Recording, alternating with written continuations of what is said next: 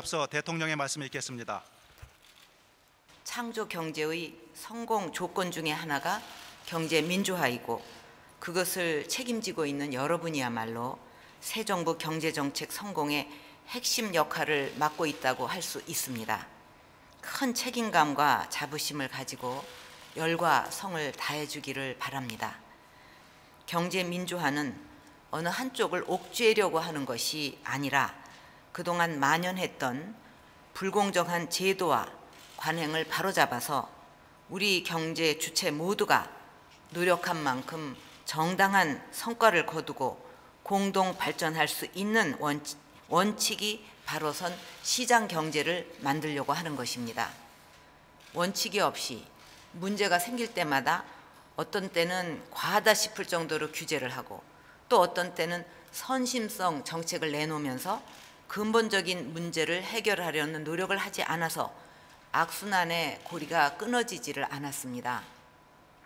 새 정부에서는 이런 일이 반복돼서는 안 됩니다. 시간이 걸리더라도 원칙을 확실히 세워야 하고 그 원칙을 일관성 있게 유지해야 합니다. 제가 생각하는 경제 민주화의 원칙은 여러 차례 밝힌 적이 있지만 첫째, 중소기업 등 경제적 약자에게는 확실히 도움을 주어야 하고 둘째로 국민적 공감대가 부족한 정책은 부작용을 최소화하면서 단계적으로 추진해 가야 하고 셋째, 대기업의 장점은 살리되 잘못된 관행은 반드시 바로잡아서 공생의 기업 운영을 하도록 하는 것입니다.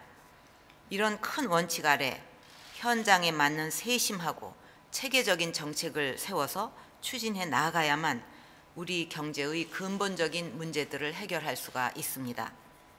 앞으로 새 정부의 경제 민주화 정책이 성공을 해서 우리의 목표인 경제 부흥과 국민 행복을 이룰 수 있도록 공정위가 정책의 중심을 잘 잡고 균형 있는 법 집행과 공정한 정책 추진을 해나가기를 바랍니다. 공정한 경쟁을 저해하거나 경제적 약자의 삶의 터전을 빼앗는 위법 행위에 대해서는 일관된 원칙을 가지고 엄격하게 대처를 해주기 바라고 그 전에 기업들이 스스로 의식과 문화를 바꿔서 서로 공생하면서 국민들의 신뢰를 얻을 수 있도록 만들어주기를 바랍니다. 2013년도 공정거래위원회 업무 계획을 보고드리겠습니다. 건설공사 시공 중에 발생하는 모든 민원사항은 하도업체의 비용으로 처리한다는 식의 부당 특약을 전면 금지하겠습니다. 아울러 하도업법의 보호 대상이 현재는 중소기업으로 국한되어 있으나 매출액 6천억 원 미만의 중견기업까지 확대하겠습니다. 다음으로 불합리한 유통거래 관행도 개선해 나가겠습니다. 대규모 유통업법을 엄정히 집행하고 인테리어 비용 등 각종 비용들을 합리적으로 분담할 수 있도록 명확한 기준을 마련하겠습니다.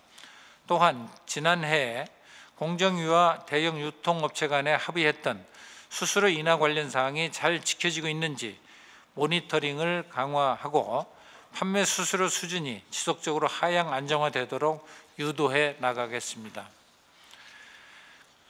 가맹점주의 권리 강화도 추진하겠습니다. 특히 최근 인권 차원의 문제로까지 비화되고 있는 편의점 24시간 영업 강제 등을 금지하고 가맹령 사업자 단체에 단체 협의권을 부여하는 등 가맹본부와 대등하게 협상할 수 있도록 해나가겠습니다. 또한 가맹본부의 잦은 매장 리뉴얼 강요 행위를 금지하고 공정위에 가맹점주가 즉시 이용할 수 있는 한 라인을 신설하여 불공정 행위를 신속히 차단하고 애로사항을 개선해 나가겠습니다. 먼저 국민과 소비자의 시각에 맞추어 법과 제도를 개선하겠습니다. 소비자에 대한 기만적 부당행위 규율의 사각지를 없애기 위해서 법적 규제 장치를 보완하겠습니다. 또한 전자상거래에서의 소비자 피해 확산을 막기 위해서 임시 중지 명령제를 도입하겠습니다. 공정위 등의 일감 몰아주기 감시 활동에도 불구하고 대기업끼리 광고를 서로 주고받는 일감 스와핑 가능성이 매우 높고 대기업 광고회사가 중소광고회사 지분을 인수하여 의장 거래를 하고 있는 게 현실입니다. 기업에서 그 원격 조정 장치를 이용해 가지고 저희 동료가 보고 있던 컴퓨터 파일이 그냥 눈앞에서 사라져 버리는 경우도 있었습니다.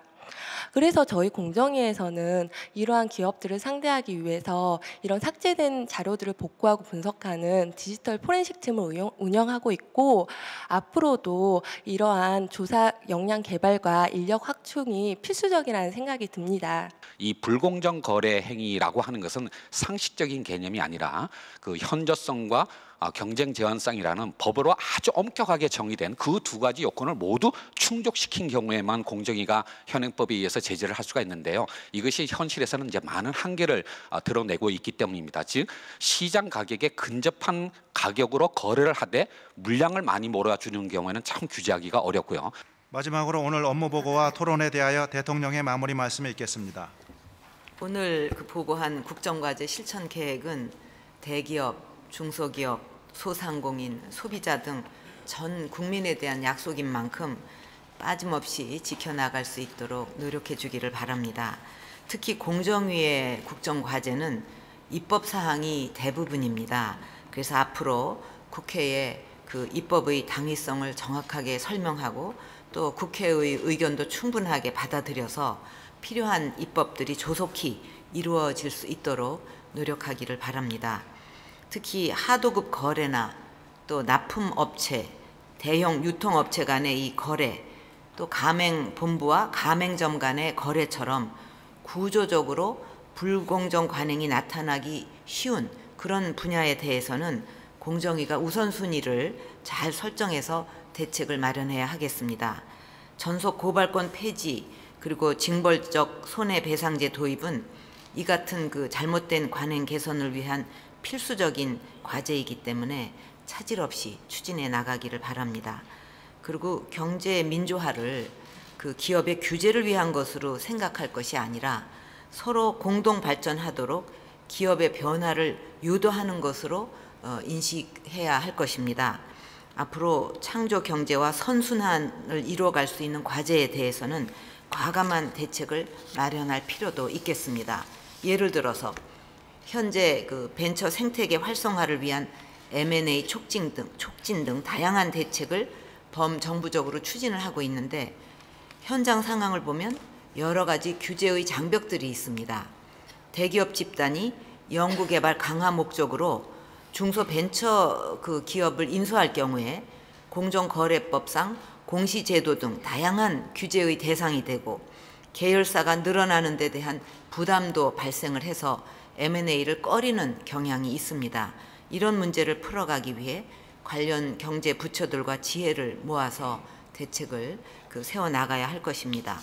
또 소비자를 시장 변화의 원동력으로 인식을 하고 소비자 결집의 필요성을 제기한 것은 매우 의미 있는 접근이라고 생각을 합니다.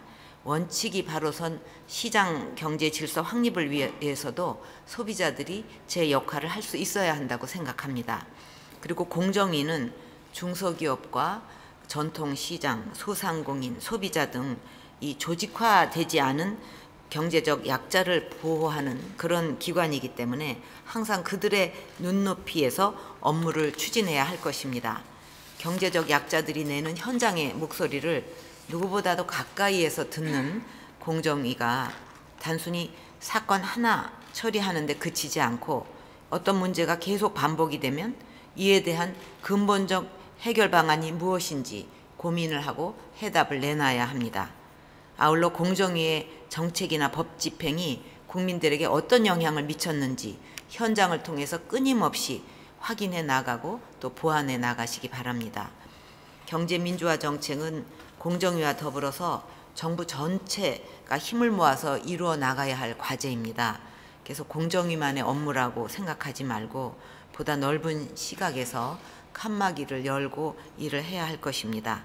관련 기관들이 권한을 놓고서 다투다 보면 자칫 기업의 부담만 커질 수가 있기 때문에 협의체 구성 같은 것을 통해서 필요한 정보는 공유를 하고 또 이것을 효과적으로 활용하는 방안을 찾아야 하겠습니다. 그래서 원칙이 바로 선 시장 경제를 확립하는 데 여러분의 역할이 누구보다도 중요하다는 것을 인식하고 공정하고 투명한 시장 경제 질서 확립하는데 다 같이 노력해 주시기 바랍니다. 오늘 모두 수고 많으셨습니다. 예.